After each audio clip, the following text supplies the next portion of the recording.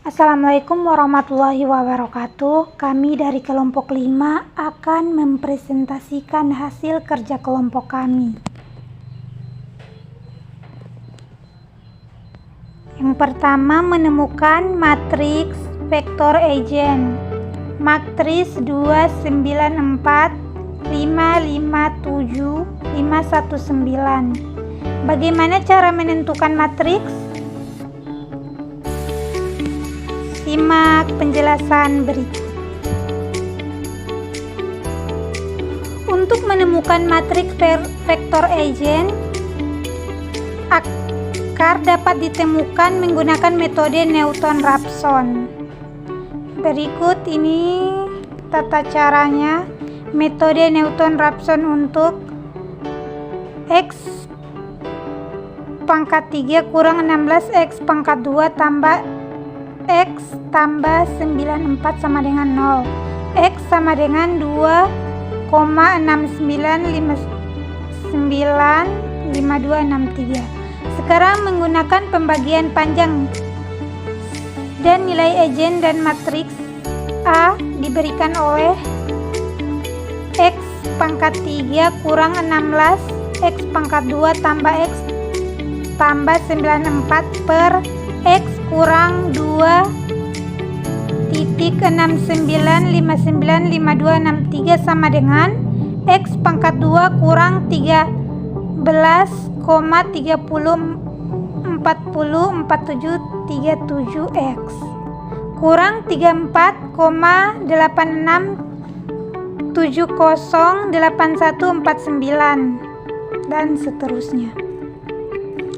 Cara mencari nilai eigen, baik nilai eigen dan vektor eigen sama-sama mempunyai banyak kegunaan dalam konsep matriks.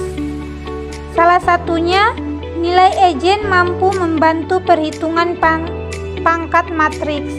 Jadi, alih-alih menghitung pangkat matriks, kalian hanya perlu menghitung pangkat dari nilai eigennya saja. Berikut akan dijelaskan bagaimana menghitung keduanya. Selanjutnya, pengenalan nilai eigen dan vektor eigen. Mencari nilai eigen, menentukan vektor eigen, sifat-sifat dan pemanfaatannya, menghitung determinan, menghitung trace. Pengenalan nilai eigen dan vektor eigen. Kalau yang pernah belajar transformasi, tentunya teman-teman sekalian pasti tahu kan kalau rotasi maupun translasi bisa dituliskan dalam matriks, yaitu dengan mengalihkan matriks tersebut dengan posisi yang direpresentasikan oleh vektor. Di sini kita punya sesuatu yang menarik. Jadi ketika kita kalikan suatu vektor tertentu, maka vektor tersebut tidak mengalami rotasi maupun translasi.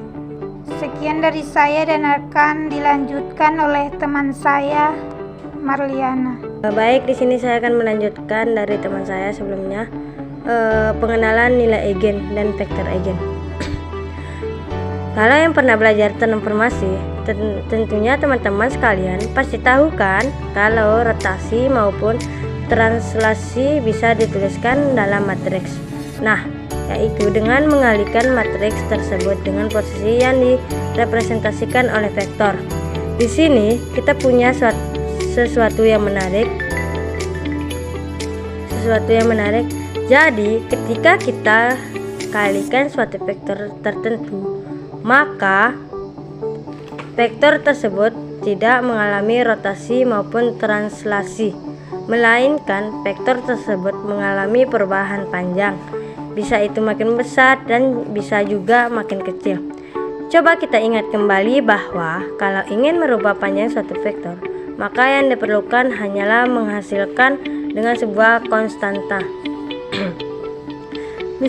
Misalkan konstanta diwakili oleh K, maka kalau K lebih besar dari 1, vektornya membesar, dan sebaliknya jika 0 lebih kecil dari K lebih kecil dari 1. Secara matematis, misalnya kita punya matriks A dengan vektor eigen dari matriks tersebut adalah X dan nilai eigennya lambda, maka hubungan antara vektor dan nilai tersebut yaitu A X sama dengan lambda X.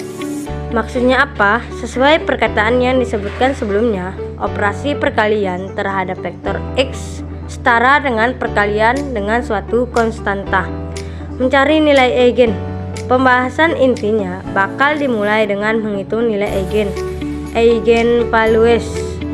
Sebab vektor eigen paling gampang ditemukan apabila nilai ini sudah ditemukan.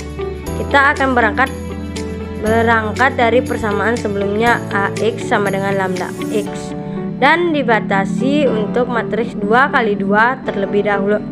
Dari persamaan tersebut bisa dituliskan kembali sehingga menjadi AX dikurang lambda X sama dengan 0 atau dalam kurung A dikurang lambda I tutup kurung X sama dengan 0.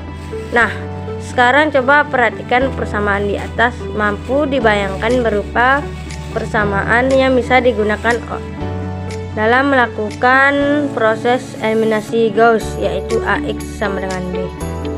Pada kasus ini, matriks A yang dimaksud adalah A kurang lambda I. Vektor X-nya masih sama dan vektor B-nya adalah 0. Untuk mencapai kesamaan tersebut, maka matriks A dikurangi lambda I setidaknya mempunyai pivot bernilai 0. Apabila kalian bingung pivot itu apa, kalian bisa baca-baca pada materi tentang inverse matrix.